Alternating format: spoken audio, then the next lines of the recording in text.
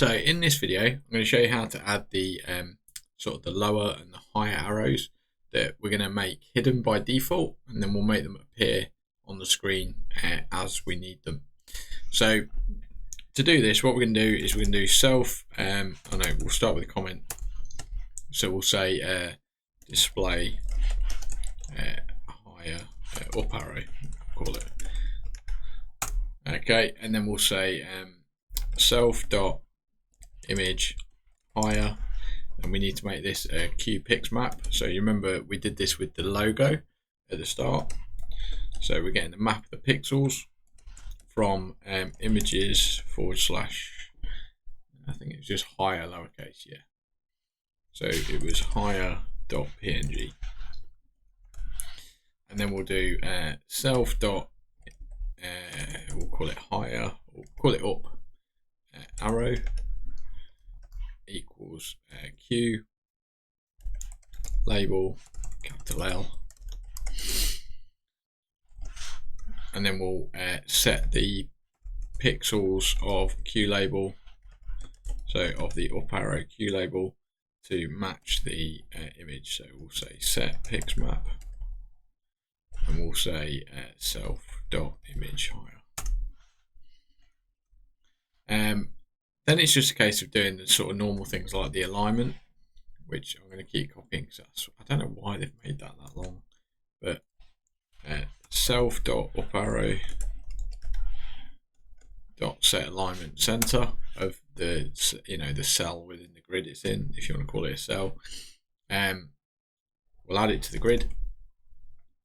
So grid dot add widget, and we'll add in self dot up arrow, and we want it to be in row 2 column 2, so we're going to have it on the right of this. So this is the bit we added a minute ago. We'll have the up on the right, the down on the left, doesn't really matter which way around you do it, and we'll have it just spanning one column and one row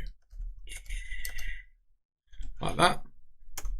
And then here we're going to do self dot up arrow dot hide, which means when it's first created it's added to the grid, but then it's hidden, so the user won't actually see it. Now if we copy this whole thing and we do down arrow, it's obviously very similar, it's just the image is lower. We need to call it down, not up arrow. So everywhere it says up arrow, we need to swap to down arrow. That is image lower.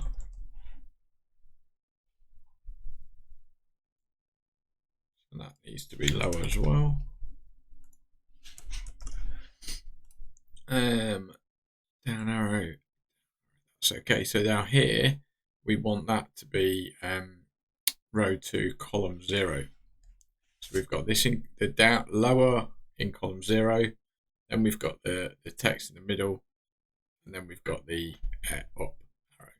So I think that's all working. The problem is when we run it, we won't know because they're hidden. So we could, to test it out, not hide them, and there we've got our arrows. So that's working absolutely fine. Okay, so that's how to add images that are hidden at the start. You can have images over the top of images, so don't worry too much about thinking you've got to lay things out in a grid. You've got layers as well, so we could add images on top of text boxes and all those sort of things, and it's just a case of as you add them they get drawn on top of each other, so without changing the properties, that's the default. So you need to think about that, but usually if you display two things one on top of another, usually you'd only have one showing at a time and the others will be hidden, so that kind of avoids some of the complications around it.